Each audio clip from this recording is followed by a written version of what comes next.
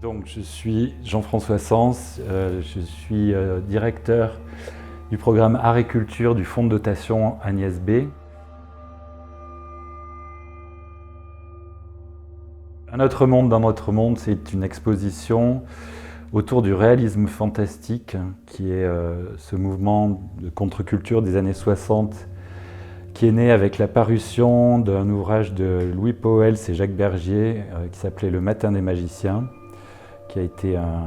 best-seller quasiment immédiatement, qui est sorti chez Gallimard en 60, qui parlait à la fois d'ésotérisme, de science-fiction, d'alchimie, d'un rapport global à la connaissance, de la science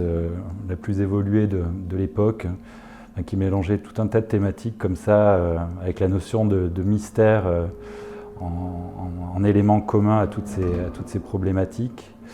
et qui a été suivi par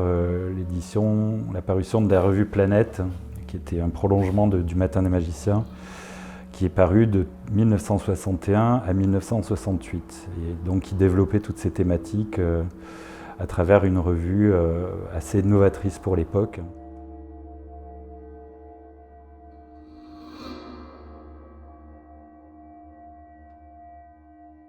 Cette exposition, elle a été initiée en 2016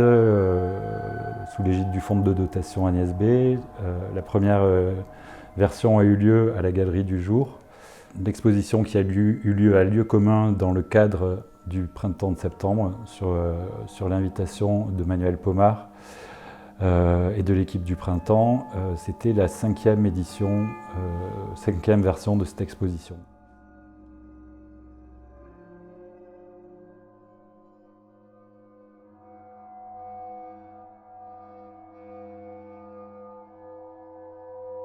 Chaque nouvelle étape de l'exposition,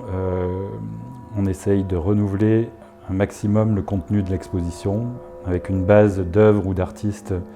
qui reste un petit noyau dur qui reste le même d'une expo à l'autre, mais à chaque fois en introduisant de nouvelles pièces pour établir des nouveaux dialogues et des nouvelles rencontres entre les œuvres et les artistes eux-mêmes.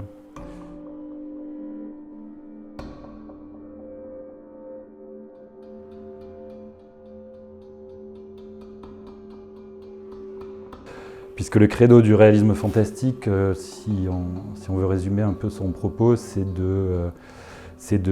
chercher le fantastique au cœur même du réel, et pas forcément d'aller l'inventer ou d'aller le chercher dans des événements pseudo-paranormaux ou surnaturels. En fait, l'hypothèse de Pauwels et Bergier, c'est que le fantastique fait partie intégrante du réel, et qu'il suffit de savoir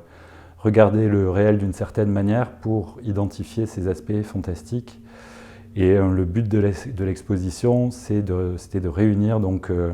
un certain nombre d'œuvres d'époques différentes, c'est-à-dire il y a des choses de début 20e jusqu'à milieu 20e, l'époque de Planète, et évidemment la plupart des œuvres sont plutôt des œuvres contemporaines d'artistes actuels,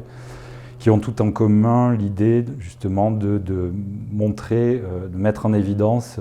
et de souligner cet aspect fantastique du réel, avec différentes dominantes. Il y en a qui sont plus tournées vers l'onirisme, d'autres qui sont plus poétiques, d'autres qui sont plus axés art-science, d'autres qui sont plus axés sur le rapport à l'histoire